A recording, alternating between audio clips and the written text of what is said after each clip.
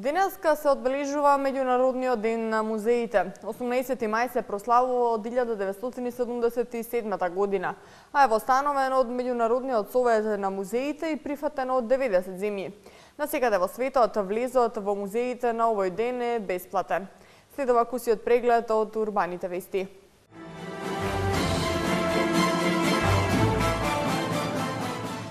...2300 решенија и согласности за легализација на дивоградбите во Илинден. Презентира нов проект за родова еднаквост во Ѓорче Петров. Паркирањето кај музеот на град Скопје е бесплатно.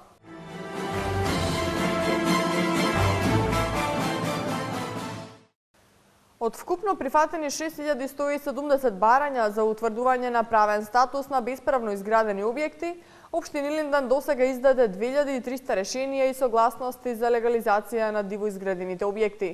Граѓаните што не ја комплетирале потребната документација, тоа треба да го сторат најдоцна до јуни следната година. Ова најчесто се однесува на геодетските елаборати.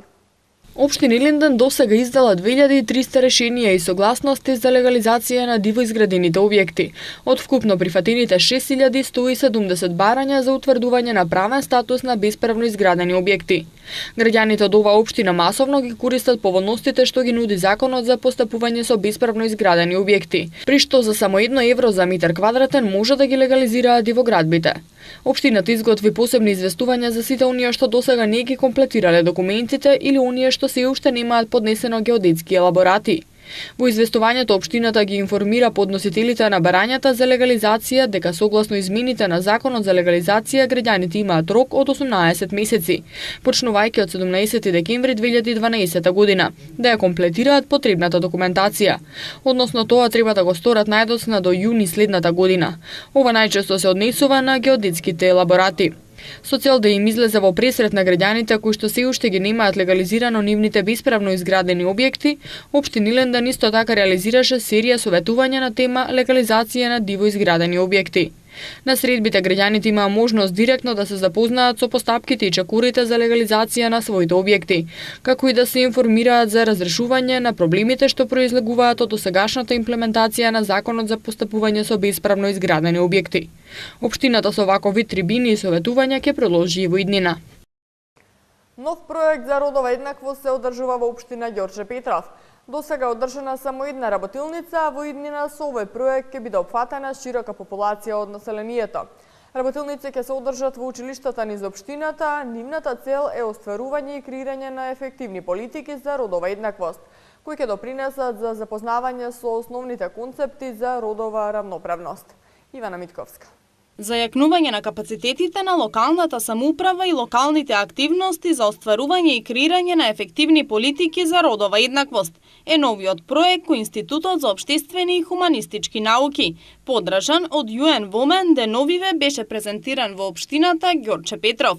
Целта на овие работилници е остварување и креирање на ефективни политики за родова еднаквост, кои ќе допринесат за запознавање со основните концепти за родовата рамноправност, воведување на родот во општествените токови, обврските од законот за еднакви можности, како и запознавање со многу други поими во доменот на родовата еднаквост. Досега во рамки на проектот за јакнување на капацитетите на локалната самоуправа и локалните активности за остварување и креирање на ефективни политики за родова еднаквост е одржана само една работилница, на која учество земаа стариите и новите членови на Советот на општината.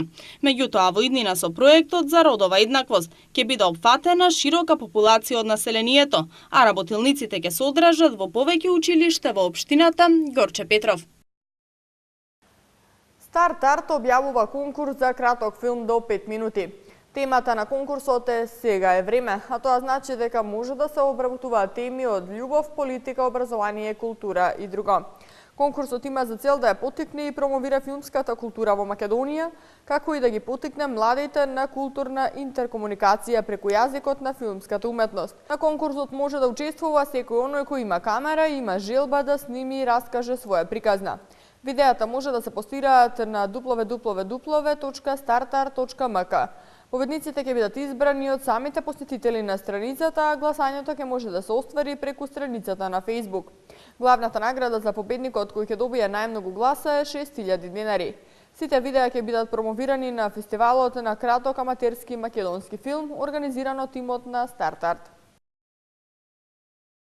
На паркиралиштата во центар кај музеот на град Скопје секојдневно може да се видат зачудени лица, бидејќи од деновиве за паркирање на тоа паркиралиште не се наплатува, а и рампите се отстранети. Како што велат граѓаните, ова е невообичаено за овој дел од градот, бидејќи на сите паркиралишта паркирањето се наплатува по 50 денари за час. Андријана Димитриевска. На паркинзите во центар од страната на музеот на град Скопје, деновиве може да се забележи дека нема рампи и дека никој не наплатува за паркинг. Во овој дел од градот на секој чекор се наплатува 50 денари од час, така што на граѓаните не им е реално затоа што се тргнати рампите на тоа паркиралиште. Секојдневно може да се видат зачудени лица, имајќи ја во предвид новата ситуација кај музеот. Некои без страф се одлучуваат да го остават возилото, но други се во дилема да не е во прашање зонско паркирање. Знак со објаснување за статусот на просторот нема, па по долго размислување се одлучуваат за посигурната варијанта да одат на друг паркинг. Со овие простории до пред некое време стопанисуваше градски паркинг, така што оттаму велат дека рампите се тргнати по добиен допис од турскиот инвеститор Лимак, кој на тој простор ќе гради комерцијално деловни објекти. Тоа значи дека не ги стопанисуваат повеќе локациите. На општо задоволство на граѓаните, до почетокот на градежните работи, паркирањето тука е бесплатно. Во спортскиот центар во Ново Лисиче на 26 овој месец ќе почне вториот поред турнир во мал фудбал. Турнирот го организираат Општина Аеродром и град Скопје, кои имаат обезбедено награден фонд за победниците во висина од 300.000 денари. Пријавувањето екипи е во тек, а котизацијата за учество изнесува 4.000 денари. Заинтересираните граѓани може да се пријават или да добијат детални информации на телефонот 078 239 027, како и во просториите на спортскиот центар Ново Лисиче.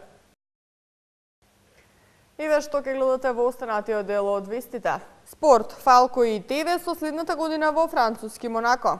Актуел, Гвинет Палтроу и незиниот сопруг Крис Мартин непознати за кореанскиот рапер Псај. Фалкао и ТВ со следната година во француски Монако. Ова е само една од спортските вести кои ќе ги погледнете веднаш по рекламите.